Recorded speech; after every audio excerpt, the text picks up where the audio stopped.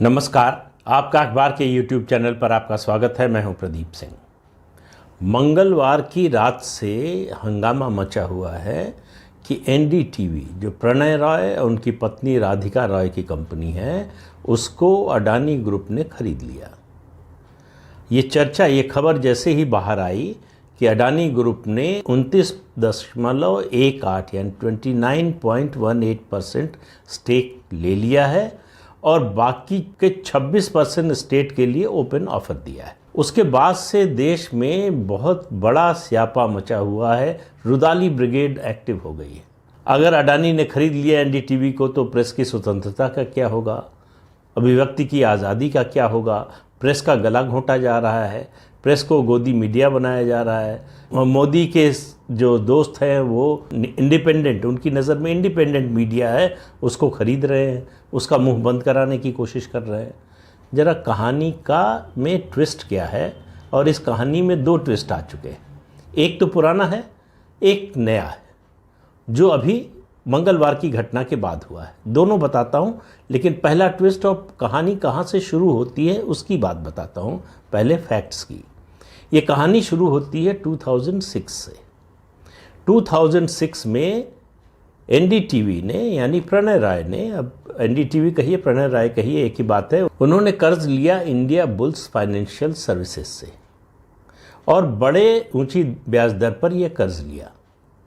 कर्ज लेने के बाद 2006 में कर्ज लिया, 2008 में इकोनॉमिक मेल्टडाउन हो गया, ग्लोबल इकोनॉमिक क्राइसिस हो गई। उस डेट को सर्विस करने में एनडीटीवी को लगा कि वो सफल नहीं हो पाएंगे, डिफ़ॉल्ट करने का खतरा हो गया। उन्होंने उस लोन को शिफ्ट किया आईसीआईसीआई बैंक में। वहाँ भी दिक्कत बनी रही, आखिर ब्याज तो वहाँ भी देना था। तो उसके बाद 2009 में, अब आप देखिए कहानी का ट्विस्ट ये है, 2009 में 2009 रिलायंस ग्रुप ने 350 करोड़ रुपए का कर्ज ऑफर किया बिना ब्याज के। इस बात पर ध्यान दीजिए, बिना ब्याज के। और उसमें शर्त क्या थी? शर्त ये थी, इस पैसे को 99.99% इक्विटी में कन्वर्ट किया जा सकता है। ये कहानी का ट्विस्ट शुरू हो रहा है। अब रिलायंस ने ये कर्ज दिया किस कंपनी के थ्रू? विश्व प्रधान कमर्शियल प्राइवेट लिमिटेड, यानी वीपीसीएल।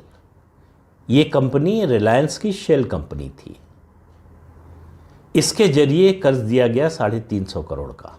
इस कर्ज के बदले प्रणय राय और राधिका राय की एक कंपनी, दूसरी कंपनी RRPR, उससे समझौता हुआ कि ये कन्वर्टिबल वारंट जारी करेगी और कर्ज की अवधि के दौरान या उसके बाद भी रिलायंस चाहे, रिलायंस की ये कंपनी वीसीपीएल चाहे तो अपनी इक्विटी को, अपने पैसे को इक्विटी में कन्वर्ट कर सकती है।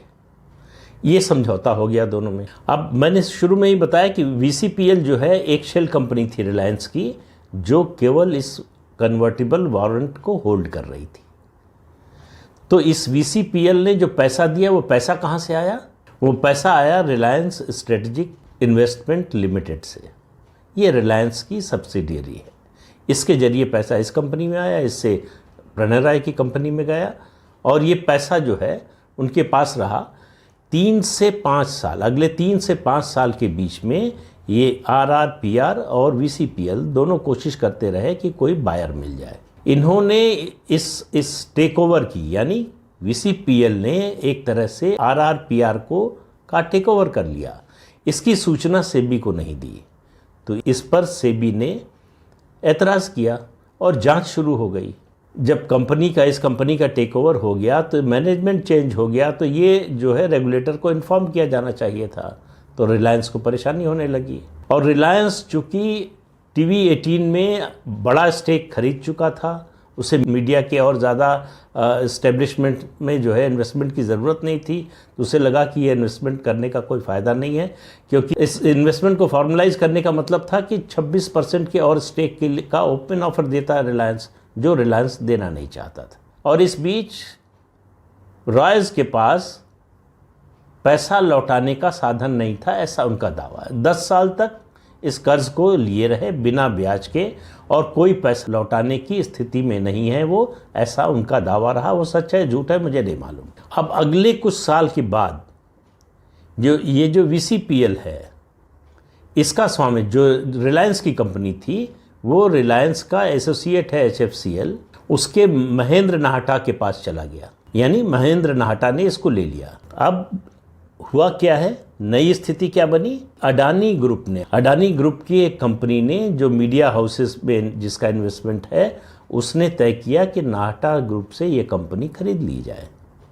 उन्होंने महेंद्र नाहटा से ये कंपनी खरीद ली और कंपनी खरीदते ही वारंट को शेयर्स में बदलने का फैसला किया। तो अडानी के पास NDTV के 29.18% शेयर आ गए और ये शेयर आते ही उन्होंने अगले 26% शेयर के लिए ओपन ऑफर दे दिया 294 रुपीज़ पर शेयर के हिसाब से, जो मार्केट रेट से ज़्यादा था। जिस दिन ऑफ़र दिया था उस दिन जो है पिछले 15 दिन का एवरेज लिया जाता है, एवरेज जो है 266 रुपीज़ था, तो उससे ज़्यादा का ऑफ़र दिया। यहाँ तक सब ठीक था। खबर आने के बाद प्रणय राय सक्रिय हुए। उन्होंने कहा कि हमसे पूछा नहीं गया, हमसे सलाह नहीं ली गई। उनसे न पूछने की ज़रूरत थी न सलाह लेने की ज़रूरत थी, इसलिए न पूछा गया न सलाह लिया गया। लेकिन एक लूप होल अगले दिन प्रणय राय ने, उनके वकीलों ने खोज लिया। वो ये कि नवंबर 2020 में सेबी ने NDTV पर स्टॉक मार्केट में कोई भी कारोबार करने पर रोक लगा दी थी, बैन लगा दिया था। तो अब वो बैन 2 साल का था, वो 28 नवंबर 2022 को ख़त्म हो रहा है। तो प्रणय राय के वकीलों का कहना है कि जब हमको ट्रांजैक्शन की परमिशन ही नहीं है तो हमारी कंपनी का शेयर दूसरी कंपनी के पास कैसे जा सकता है। ये बड़ा वैलिड पॉइंट है। तो अब अडानी ग्रुप के सामने समस्या ये है कि जब ये बैन हटेगा तब उनको RRPR को खरीदने का फिर से प्रयास करना होगा। तो अडानी ग्रुप खरीद पाएगा, नहीं खरीद पाएगा, कोई और खरीद लेगा, नहीं खरीदेगा, मैं इस विस्तार में नहीं जा रहा हूँ। ये आज का विषय भी नहीं है। ये केवल इस पूरे मुद्दे को समझाने बताने के लिए आपको ये फैक्ट्स बताए हैं। मैं सिर्फ 2 फैक्ट्स पर बात करना चाहता हूँ आपसे। 2009 में रिलायंस ने NDTV में 350 करोड़ रुपए का इन्वेस्टमेंट किया। अब आप देखिए, उस समय केंद्र में सरकार UPA की थी। किसी ने नहीं कहा कि इस जो है स्वतंत्र मीडिया पर हमला हो रहा है, प्रेस फ्रीडम पर हमला हो रहा है, उद्योगपति, इतने बड़े उद्योगपति जो है वो मीडिया हाउस को खरीद रहे हैं, उसमें पैसा लगा रहे। रिलायंस जब तक उसके पास ये 29.18% शेयर थे तब तक NDTV की जो है प्रेस फ्रीडम बरकरार थी, किसी ने आवाज़ नहीं उठाई और 2008 से 2022 तक भी उनके पास रही, अभी तक है, कायदे से तकनीकी रूप से अभी भी है। तब मीडिया जो है खतरे में नहीं पड़ा। और अंबानी और अडानी तो दोनों मोदी के दोस्त हैं, तो मोदी के एक दोस्त के पास अगर NDTV का स्वामित्व रहे या उसका एक बड़ा हिस्सा रहे तो कोई खतरा नहीं है। दूसरे के पास जाए तो प्रेस की आज़ादी खतरे में पड़ जाती है। ये जो नकली नैरेटिव चलाने की कोशिश होती है, ये एक्सपोज हुए हैं। इस पूरी डील ने ऐसे लोगों को एक्सपोज किया है जो ये बताने की कोशिश करते हैं कि कोई इन्वेस्टमेंट अगर कोई कंपनी कर रही है किसी दूसरी कंपनी में तो देखा जाएगा कि उसका पॉलिटिकल एलिनेशन किससे है। तो अगर अंबानी का है तो भाई अंबानी के पास शेयर था तब भी होना चाहिए था, ये मुद्दा उठाना चाहिए था, लेकिन इसको छिपा कर रखा गया। कभी इस बात की सार्वजनिक घोषणा ना NDTV की ओर से हुई और ना ही और जो प्रेस की आज़ादी के पैरोकार हैं उनकी ओर से हुई। उनको कोई समस्या नहीं थी जब तक ये अंबानी के पास था। लेकिन जैसे ही अडानी ने घोषणा की कि वो 29.18% जो है शेयर वो ले रहे हैं और 26% के लिए ओपन ऑफर दे रहे हैं, तो ये इसको कॉर्पोरेट वर्ल्ड की भाषा में कहते हैं होस्टाइल टेक ओवर। और दुनिया भर में इस तरह के टेक ओवर के तमाम उदाहरण हैं, 20 उदाहरण। और इसमें कोई कुछ भी इलीगल नहीं होता, कोई भी अनैतिक बात नहीं होती, इस तरह से कंपनियों का टेक ओवर होता है। तो ये सिर्फ ये मुद्दा बनाने की, और तुरंत कांग्रेस पार्टी को दी। जो कांग्रेस पार्टी 2009 से 2022 तक चुप थी, जब तक ये रिलायंस के पास थे शेयर्स। अडानी के पास आ रहे हैं, ये सुनते ही जयराम रमेश ने कहा कि प्रेस की आज़ादी को खतरा हो गया है, मीडिया की आवाज़ बंद करने की, दबाने की कोशिश हो रही है। तमाम लोग सक्रिय हो गए और ये इस पर रुदाली ब्रिगेड जो है उसने रुदन शुरू कर दिया कि अब क्या होगा। एक ही तो इंडिपेंडेंट मीडिया बचा था, उसका अब क्या होगा।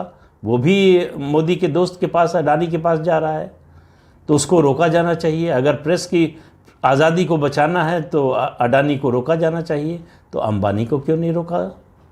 अंबानी के पास शेयर होने पर क्यों नहीं सवाल उठाया? अंबानी से पैसा लेने पर क्यों नहीं सवाल उठाया?